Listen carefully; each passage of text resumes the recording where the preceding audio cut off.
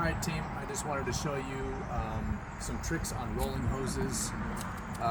If you don't maintain them properly, they can start developing kinks in the field, and then they're something that you will wrestle with when you are on the job. So Sarah, if I can get you to zoom in real quick. So right here, you can see how this hose is kinked. You can see how this hose is kinked, and you can also see how the loops of the hose are going all the way down to the point where they might get trapped by the door or slammed by the door. So I'm just going to show you how I roll these up. Once you learn how to roll it up, it's important to keep rolling it up that same way.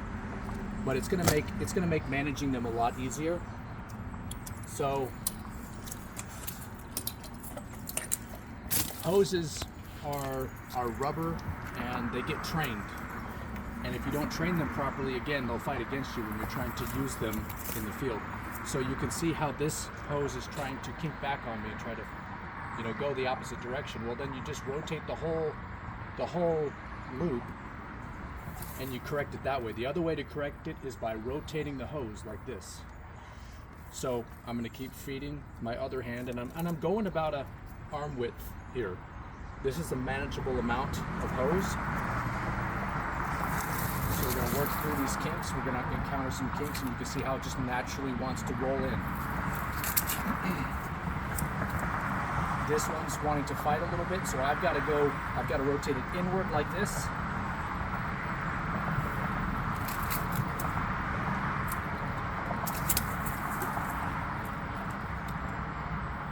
Try to keep the loops consistent.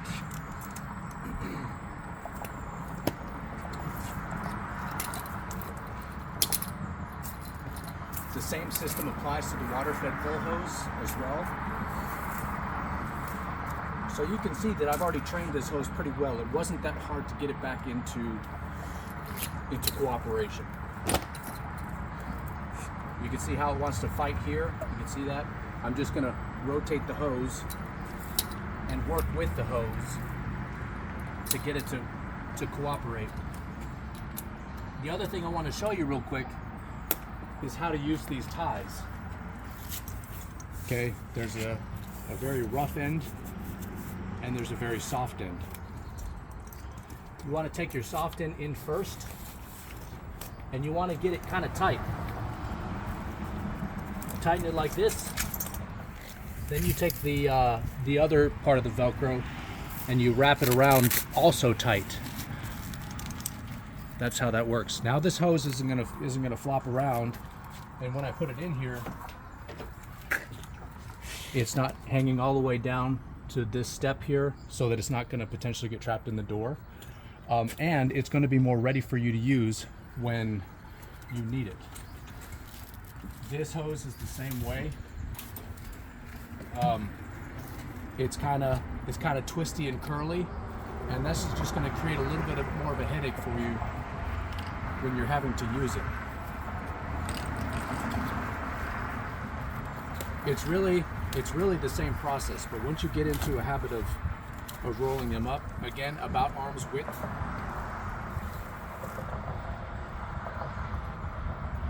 you're basically training those hoops. So this one's fighting against me, so I'm just going to turn my left hand and feed it on the opposite side. This one's also fighting me, so I'm gonna keep kind of rotating it until it works.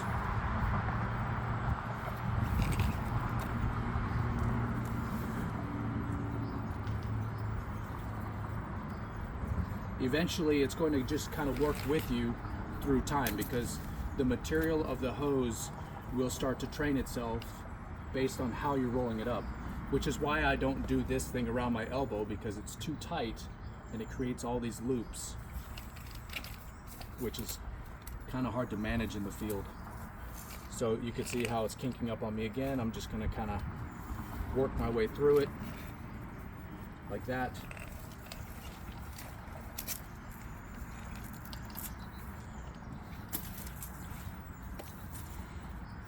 See how it wants to kink up on me? I'm just going to rotate it a little bit. I'm kind of feeding it like this. Takes a little practice.